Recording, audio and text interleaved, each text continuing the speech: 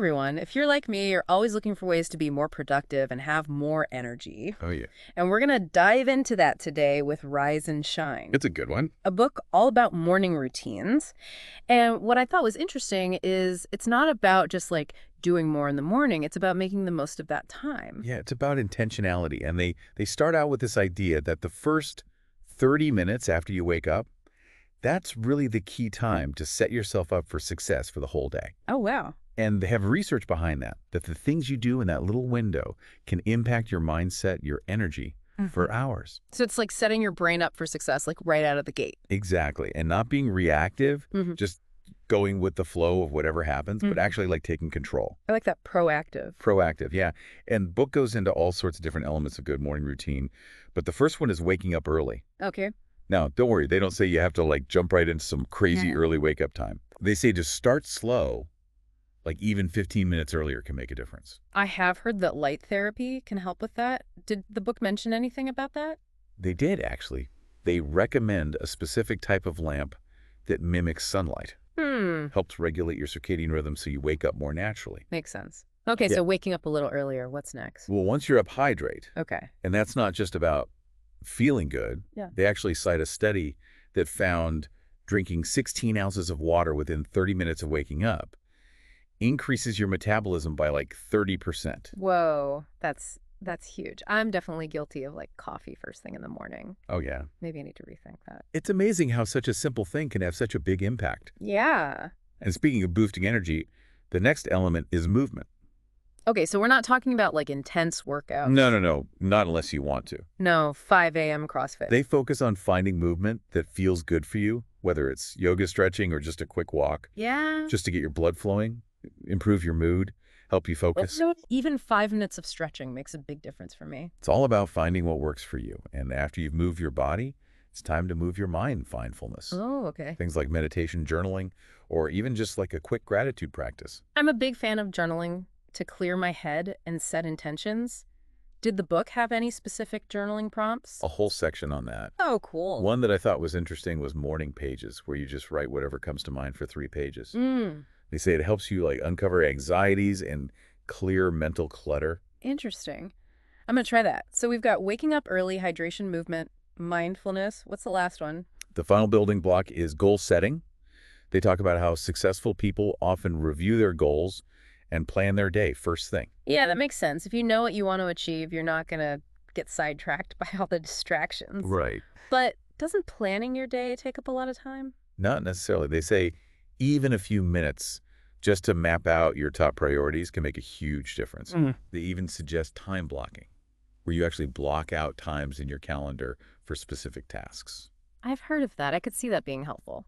So these building blocks all sound great, but is there like a one-size-fits-all approach to putting them together? That's actually what I really liked about this book. Yeah. They emphasize that it's not about copying someone else's routine. It's about designing one that fits you, Okay. your goals, your lifestyle. That's crucial for making it sustainable, right? Exactly. And they have this whole step-by-step guide.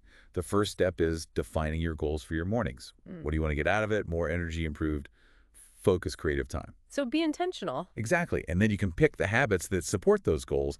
And the best part is they don't say you have to overhaul your whole life at once. Okay. They recommend starting with just 2 or 3 habits that feel doable. No need to get overwhelmed. Right. Ease into it and set a realistic wake-up time like we talked about earlier, and just create a routine that fits your life, whether you have 15 minutes or a whole hour. That's a relief. So let's say you've got your personalized routine, feeling good, ready to go, but staying consistent, that's where the magic happens, right? Totally. And it can also be the hardest part. Oh, yeah, for sure. Life happens. You lose motivation. That snooze button is very tempting.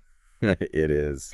So how does the book address those bumps in the road? What strategies do they offer? Oh, they have a ton. They actually dedicate a whole chapter to tackling those obstacles. Yeah. Yeah, they break it down into like 4 main categories: lack of time, motivation, dips, distractions, and feeling overwhelmed. Okay, so let's start with lack of time, because I feel like everyone struggles with that. It's a big one, and they're really big on starting small, like we talked about before. Yeah. Instead of trying to do everything at once, pick 1 or 2 habits, make those consistent, and then build from there. So quality over quantity when you're first starting out. Exactly. Focus on mastering a few key habits, then the rest will follow.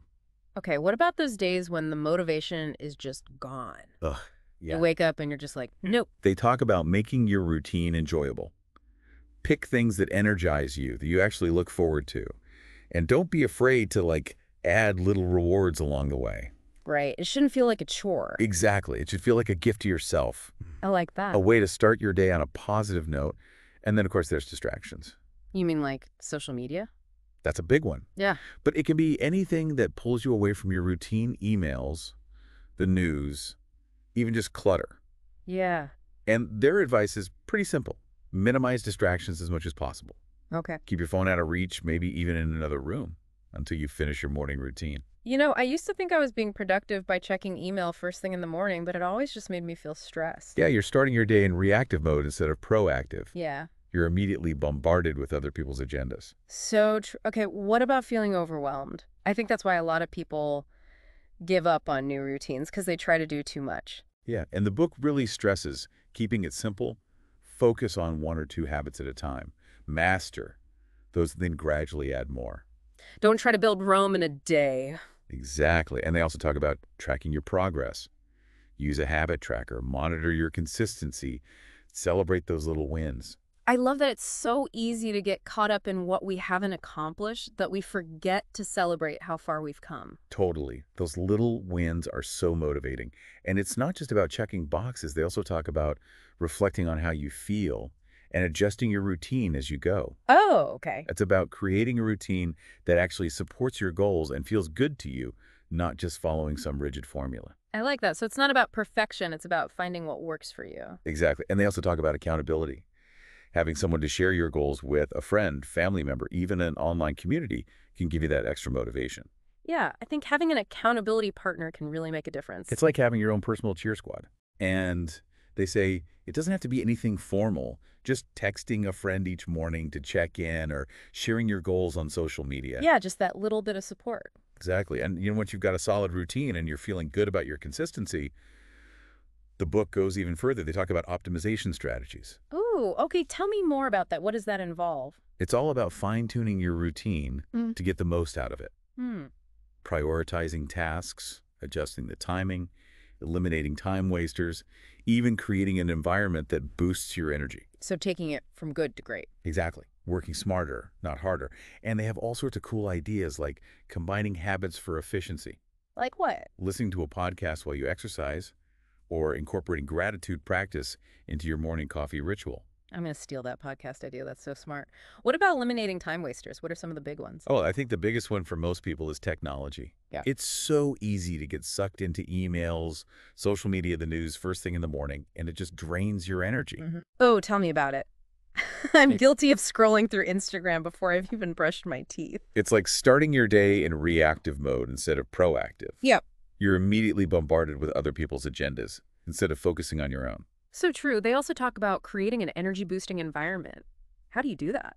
It can be simple things like decluttering your space the night before so you wake up to a clean and organized environment. Okay. Or maybe setting up your morning essentials, your workout clothes, your coffee maker so everything's ready to go. I see. So it's about removing those little decision points, creating a space that feels calm and inviting. Exactly. Setting yourself up for success, both mentally and physically. And as we're talking about all of this, what really strikes me is that this book isn't just about productivity hacks. Right. It's about something much bigger. It's about taking control of your day, prioritizing yourself and your well-being. Exactly. It's about recognizing that those first few moments after you wake up, they can set the tone for everything that follows. And by creating a morning routine that supports your goals, nourishes your mind and body, you're setting yourself up for a more fulfilling and successful day, no matter what challenges come your way. I love that it's about investing in yourself, creating a foundation for a day filled with energy, purpose, intention.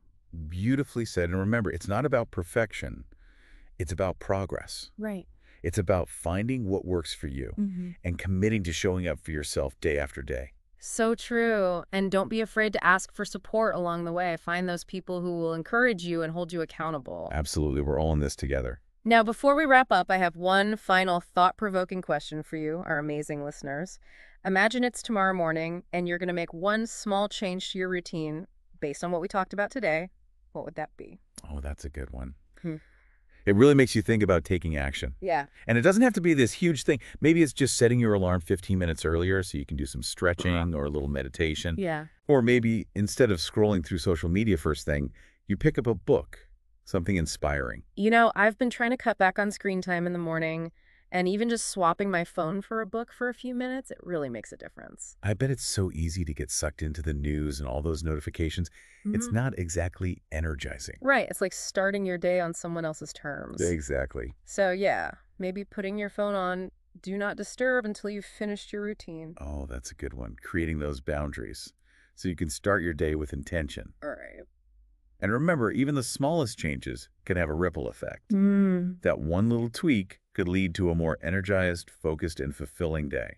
I love that it's a reminder that we have the power to shape our days, starting with those first few moments. And as you go on this journey of creating your own power morning routine, Mm. just remember, be patient with yourself. Yeah. Celebrate those little wins and embrace the power of consistency. Okay. The magic really happens when you commit to showing up for yourself day after day. So well said. And don't be afraid to ask for support. Find your people, your cheer squad, to encourage you and keep you accountable. Yeah, we all need that sometimes. Absolutely. We're all in this together. So, listeners, what will your small change be? Share it with us on social media. We'd love to hear from you.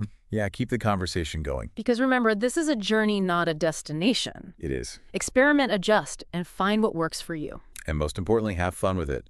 Your morning routine should be something you enjoy that sets you up for a great day. So true. Well, that's all the time we have for today, but we'll be back soon with another deep dive into a topic that will hopefully inspire you to live your best life. Until then, may your mornings be filled with intention and your days with energy and joy.